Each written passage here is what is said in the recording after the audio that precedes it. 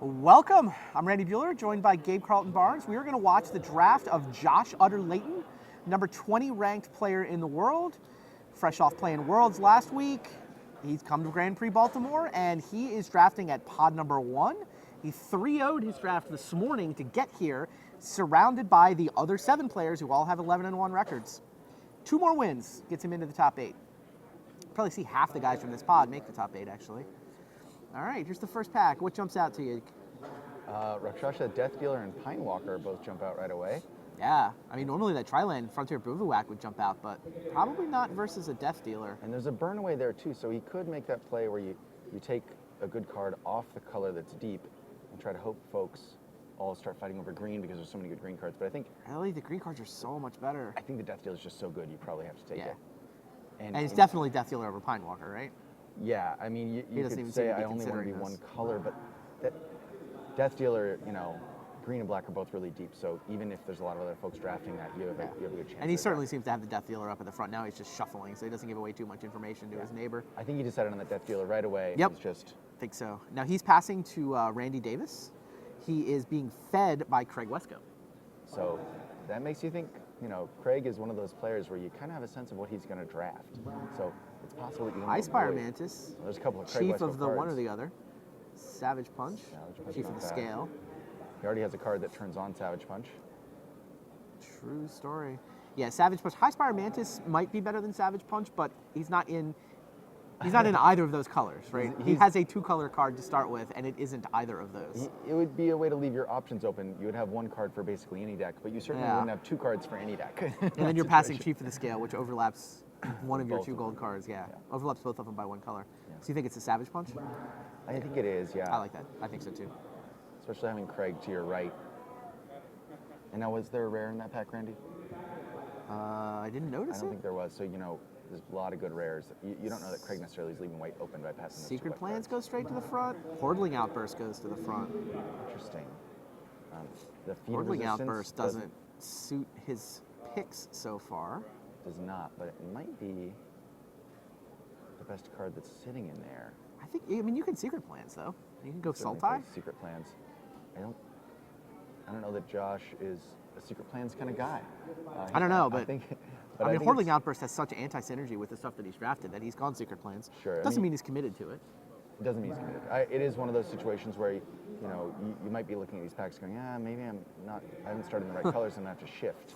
Wesco's passing lots of token makers. He's passing a lot of white cards, too. Wind Scout's not bad. Wind Scout's pretty good. What else is in here? Not much. Sagu Archer is, I guess, more for your Secret Plans, but I'd rather have a Wind Scout in my green-blue deck, right? Yeah, absolutely. There's a Shambling Attendants, but generally you can get Take-Up Arms might be the best card here, but you're not in white. You've passed. Well, whoever Josh is hooking up with the Warriors deck might be pretty happy. Yeah. Now, passed him a 3rd pick Chief and now a 5th pick Take-Up Arms. Yep. Oh, Mystic of the Hidden Way. So it looks like he's Blue's open. using blue cards. Yep. Looks like Josh's speculation on the Secret Plans is going to get paid off here. Interesting thing to look at with these dual lands. The ones that are neighboring colors are going to be less popular than the ones that are opposite colors. So you'll see the ones in neighboring colors going around a little bit more because they go into less of the plans. Yep, makes sense. Yeah, Mystic, easy Mystic pick. So his black at this point is just the Death Dealer? Just the Death Dealer, which, ideally when you have the Death Dealer, you can be base green black. He's got a dual land Jungle option Hollow there and a Treasure Cruise. And he's pulled the Swarm up there too. Swarm of Bloodflies can be pretty good. That's a tough pick, Randy. What would you take? I think it's either Jungle Hollow or Loxodon, and honestly, I think I might Jungle Hollow. Loxodon's really good. He goes Loxodon. That's reasonable. I think Josh is willing to give up on that Death Dealer and say, I could just be a blue 2-color deck. Oh, that's a good point. Yeah.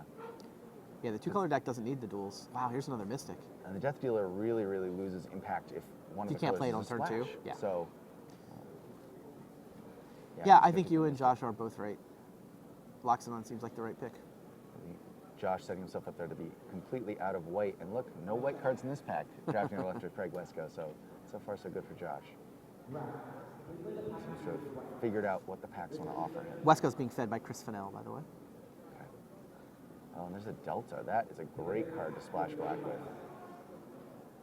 It's also an okay card to take home after the draft, too. It is. And of course, in this color combination, although it looks like he's trying to be more of the blue-green aggressive deck, there's a lot of delve cards. And having that land that just puts a card in the graveyard for free, that's great.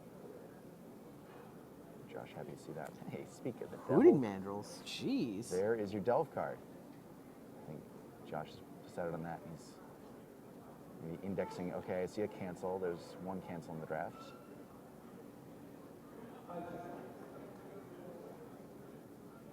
Wow. Scout this. Wow. There are no blue mages anywhere near him. He identified what was open. You know, I think And he moved in, and he was right, and he's getting paid off continuously. Absolutely. This is looking really good so far. So I think he's read that Craig is likely to be in white even after those early white cards came through. Interesting. He gets a cancel there. Pack with not much. Can play it if you have to. It's not great. I think Chris Fennell's style too. You know, Chris tends to be more of a slow deck. Yeah, I've seen him draft a lot of delve decks. Wow, Saga Archer's great here. Or, I mean, I guess you could scout the borders, but You could. All these cards are very playable. So green and blue seem wide open. I mean, I've seen Chris Fennell draft a lot of delve decks, but he doesn't seem to be in the Sultai colors. Well, it might be that he is, but he's just taking different cards. You know? He's only 2 down though. I don't think you'd see this much late green and blue if Chris was in Sultai. Right. Well, the Jeskai Wind Scout isn't really the kind of card that that's deck fair. wants, and That's fair. that was the really surprising card late. So yeah, interesting. The secret plans. He does have a lot of The morphs. Skagu Archer though is exactly a Chris Fennell card. It totally is. Yeah. All right, the curve's not awesome because the Death Dealer's not even in the deck right now. It's basically a bunch of awesome 3-drops And secret. and a Plans. Secret Plans. I mean, the card quality is great though. It is, and that's a great place to start. You know, you get a bunch of cards you know you want in your deck, and now you can bend a little bit to fill in the gaps. Yeah, he doesn't even have the Secret Plans in the deck yet. It's behind the land. That's Kind not the of strategy. doing the same thing a lot of people do of using the land to sort of divide the cards that are in versus the cards that are like, well, maybe I can go to this if I need to. Yep. So what's he hoping to open here? I know what I'd want. Sagu Mauler? Yep, that's the one. A fine choice. What about Hooting Mandrills? The Land, dual Death lands don't Drop? have much. Death Drop? Nice card to splash. Yeah. Usually you want to play He's it shuffled late. it to the front. He's looking at the It's a lands. very powerful card. Didn't really offer any, you know, sort of first pick quality blue and green cards here. He's got some pretty good cards in this pack. Yeah, I mean, you could Thornwood Falls, but if you're 2-color, you don't need it. I think you take the Dead Drop. I think the Dead Drop's probably the pick. So powerful. And it means it's not going to get cast against you. When your deck Also is trying to true. play some big creatures And and you, I mean, play a tempo game. he's not definitely playing it, but he's probably playing it. Yeah. I mean, it's sort of the second reason to splash black. He's got a polluted Delta already. He does. I think he's likely to play it. Yeah, I think it's likely to end up in his deck, especially if he gets a free shot at another dual land. And those dismal backwaters tend to go around since Sultai isn't very How popular. about Sidisi? A Sidisi? Wow. Now he's definitely interested in black. And an Abomination. Yeah, Could come back. it could. Sidisi's a very powerful card. He's a You second pick force away, Sidisi too. here, don't you? I think you have to. I think he's looking at it and thinking, how good is this card in the strategy I'm playing? It's got to be better than those other cards. So, yeah, he's going to take it. Yeah, there's not a great sort of straight green blue card in there. No, there's not. Well, there's Force Away, but it's not in the ballpark as Sidisi. Right. He does take the Mythic Rare. There's his Dismal free Backwater? shot at a black mana. Yeah, at this point, you really want to play black. I think Dismal Backwater. I don't think he's excited about having to give up both those Force Aways. Those are cards you want in the kind of deck he was drafting, but he's being offered this more powerful ability, and he can sort of take a slight curve in his plans, and he's going to take that Backwater. He's probably feeling pretty good about the situation. I would think so. His card quality is great. He's picking up a land. And then it's got to feel good to be like, well, maybe I'll play this Dead Drop and then get his Sidisi next. Feeds the graveyard, encourages you to get more black mana. It just goes together well. Ramzan Guide floating around. Oh, Sultai Soothsayer? Soothsayer. Wow. Jeez. Well, I'll tell you, if Chris Fennell is trying to draft Sultai right now, There's no he way. is getting cut. Yeah. Yeah, I think it's a clear Soothsayer pick. Josh is now a lot more solidly 3-color than he was coming out of pack 1, and Absolutely. so lands have to move way up the priority list now. And that Death Dealer, that is back in the list of cards we Oh might yeah, be playing. yeah, it's back in the deck for sure. Interesting. Flock. Here's another Force Away. Shot at a Force Away. And an Alpine Grizzly. which he already has one. It's a Savage Ferocious Punch. Growl. There's a Here's a Snowhorn Savage Rider in Punch. there. I don't think that's going to make the cut. Force Away is better than Grizzly, right? I think you take Force Away here, yeah. It's especially. Doesn't have one. Doesn't have a lot of ways to interact with his opponent. Doesn't have removal. Just the one Savage Punch, really. Right. Well, in the dead drop, of course. Oh, the dead drop, sure. Force Away not bad at the dead drop. You can bounce the worst creature and dead drop the next turn and get rid of the 2 better ones. Ooh, Wow. Loxodon, wow. Abomination, Glacial Stalker. He's really found the colors to be in. There's Yes. no question. Which card do you take, though? I am a huge fan of Abomination of Gudul. I think I would take the Abomination. It also feeds the graveyard. There's a Rise of the Serpent spec too. Jeez. How did I miss that? So He excited already about has the a gold card. Loxodon, too. Well, he's apparently a fan of Willie Loxodon. Well, Loxodon does win combats against just about everything. It's true. So, I can mean, last respect time that around, choice. I was suggesting maybe something else over the Loxodon. This time you were suggesting something else maybe over the Loxodon. There He's he just goes. like, no, have you guys read Willie Loxodon? Do you see how big these numbers are? Always wins. Yeah. So Villainous Wealth? How good do you think Villainous Wealth is? I don't love it as much as most. I You feel know? like even the people who love it, it's like a guilty love. Yes, totally. It looks like he's going to take it though. All right. It's better than a Sagu Archer. The impact of it is just so much higher. He's having no trouble getting playables, so it can be one of those cards that he brings in for matchups where it's going to be good. Where he's going to get to 9, which is really what you need to be. Dual Wow, land Dismal for an Backwater. Alpine Grizzly. Sign me up. Dismal Backwater all He's gonna day, scout every the day. borders here. He's taking the land, I think. for Yeah, sure. don't care. Yeah. Scout the Borders is cute and all. Dismal Backwater lets me play my 3-color spells, which I have lots of. And again, here's this. The Backwater is the land that comes around. Right, because Nobody it's the wants friendly it. color pair. And yeah, it's the friendly color pair in one of the least popular clans to draft, which is Sultai. Monastery there's gotta be a Flock, Monastery Flock. Seduce's Pet. Seems like a Monastery Flock. Yeah. The Lich Lord always looks really good, but is a pretty low impact card, Yeah, actually. definitely. The effect is random, and it's a weird, aggressive effect in usually a controlling style deck. So. Wow, the Force Away came back. And the Sultai Charm, Wow. and the Abomination of Gudul. How is this happening? He is certainly the only Sultai. What is fan. going on? Yeah, he's the only one who has any interest in the Sultai cards. Yeah. And, Yeah, Charm seems like the right pick. And he It's shifts not the bad. 5 cards Abomination, left in the pack. But Hoping it's he pretty doesn't. clear that if there are any more Abominations, he's going to get a shot at them because no one else is taking these. We roar the challenge here. I think Roar of Challenge. Yeah. This is a great card for breaking stalemates. It can also be a really powerful card advantage effect. Adept. I think he plays Tuscalostodon. Colossadon here. You're never playing Tuscalostodon. I don't know. None of these cards matter. He takes Feed the Clan. Sure. That's brilliant. He says, here, take these cards, put these in your deck. I'm not bothered. There's a banner if he wants it. I don't think he'll play it, but he'll probably take it. No. He's evaluating how dangerous a Goblin Slide Right, might be. right. What are the odds that At least Craig it's Wesco not. has a Goblin Slide deck? Pretty low, I think. And see the last big banner there. Wow, this is going This deck's really great. well for Josh. So. Congratulations, you are the only Sultai player. Yeah. What's he got? And- 3 black lands? The packs are presenting some Sultai cards. You don't see Yeah. a Soothsayer in every draft. You certainly don't see a Sidician. They've all come to him. Excuse me. And, just for fun, let's see if the Villainous Wealth gets in here into the build. It's behind the lands, it looks like. So Behind the it's- lands? It's, Alright. it's in the optional section. That one's certainly... Only the 1/2 drop, but whatever. He's going to It's say just a this little format. like the twos. I mean, we obsess over 2 drops sometimes on coverage just because it's nice to have a couple, and when you can get the impactful ones, it's nice. But the format really doesn't revolve around 2 drops. No, certainly it allows you to just start on turn 3, but it is nice to have that 2 in case you're playing against one of those aggressive decks. And there's plenty of 2s that Josh might have a shot at here. You might see an Archer's Parapet, and that's the kind of Right. card that you'd be interested in now. Right. Green also offers 2 other common 2 drops that are just Grizzly Bear kind of 2/2 guys. Wow. Now what does he need to open? I guess he's got the same Just wish list he had anything, before. Just anything.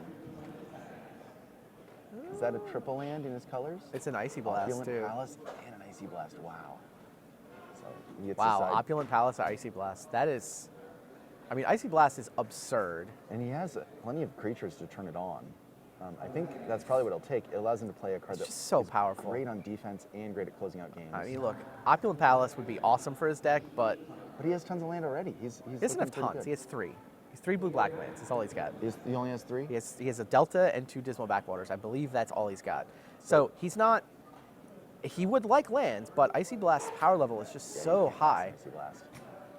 I mean, any game where you manage to sort of stall things out for a while and draw your Icy Blast, you basically just win. Yeah, you win immediately because you get that effect where the creatures just don't tap again. Even if they play some more spells, they're way behind. Another Mystic, another Abomination, another Savage Punch. And a shot at the land. Wow, Jungle Hollow? I think he's going to take Might the be land Jungle and Hollow say, time. His "Look, deck's so this good, like just make sure you don't get color screwed, right? Yeah, and you can see that Abomination coming around. I think that The Abomination's going to come back. How many Master of the Way have we seen in this draft? Oh, a couple. Somebody might have a really nice blue-red deck going on. I mean, I think Savage Punch would be the spell I'm most interested in here, but I think Jungle Hollow makes the most sense. Oh, I would take the Jungle Hollow, yeah. Especially having just reviewed his land situation. Yeah. He kind of wants all the colors. Now, do you think he is a Jeskai Wind Scout deck anymore? Or is it possible that he's moving away from those and saying, I'm going to end up cutting these because that's not my strategy? Spell Snatcher, might as well. Yeah. Third pick Karu Spell Snatcher, no problem. He's also got a shot here at an early drop that plays defense really well and has late game impact in that. What, the Disowned Ancestor? You're not going to take that over Spell Snatcher. Probably not, yeah. Especially since he's going to get into games that go long, he's going to have a chance to unmorph that Spell Snatcher. Yeah. Sure, he would like to pick up a Disowned Ancestor, a Parapet. It'd be nice to have some cheap walls, but... Yeah. Storm of Blood Flies, also a pretty good card, but not really what he's trying to do here. Perfectly happy to pick up that Spell Snatcher. This deck looks really good. Yeah. Glacial Stalker. Wow, that is a late Mantis Rider. Well, I mean, if there's no Jeskai player, Yeah. really wants to be in straight Jeskai, right? Yeah, Teamer Charger can come down on turn 2, trade with things, or put a little pressure on. It can also be a morph that unmorphs for free to draw you a card with Absolutely, does still have Secret Plans. Secret Plans. So it looks like he's going to take that over. Yeah, Teamer Charger. Maybe there was a Parapet in there, but not as good as the Charger. Charger just a more versatile card.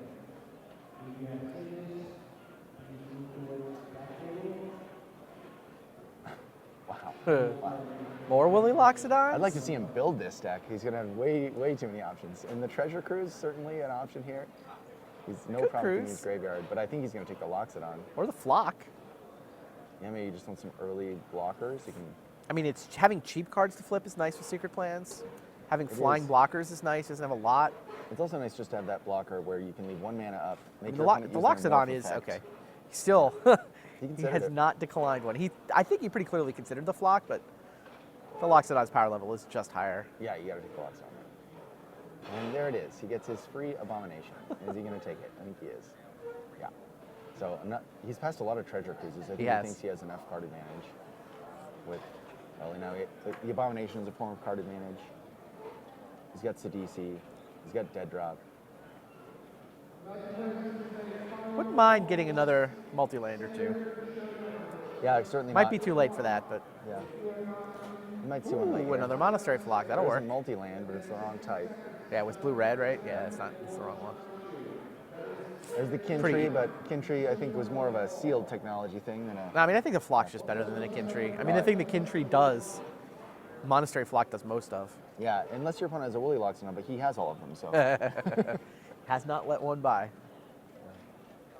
You can expect most commons to show up in a draft about 2 or 3 of each, and he has 3 of that one, so...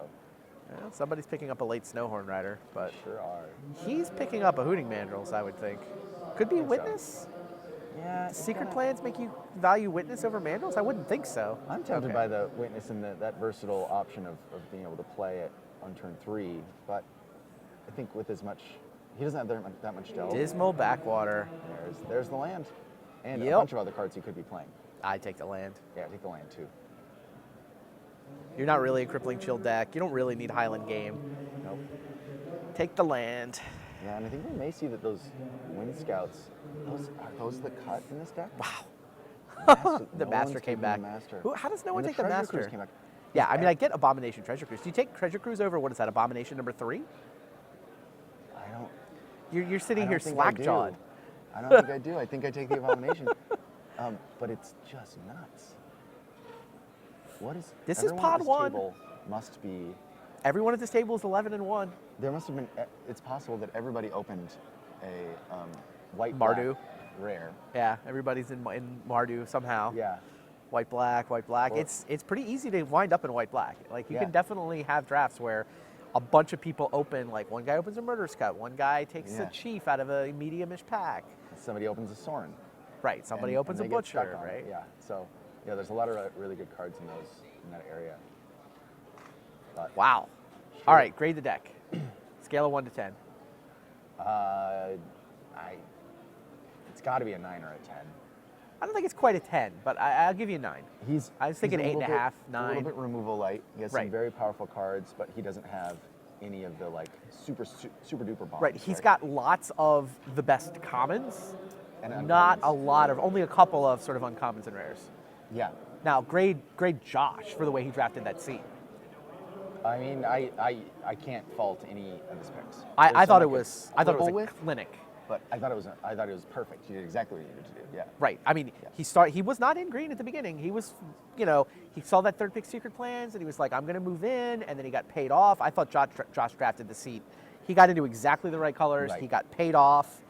He's And- looking pretty good for top 8. So He looks very good. I'd be surprised if he doesn't make it. stay tuned. Let's see what happens.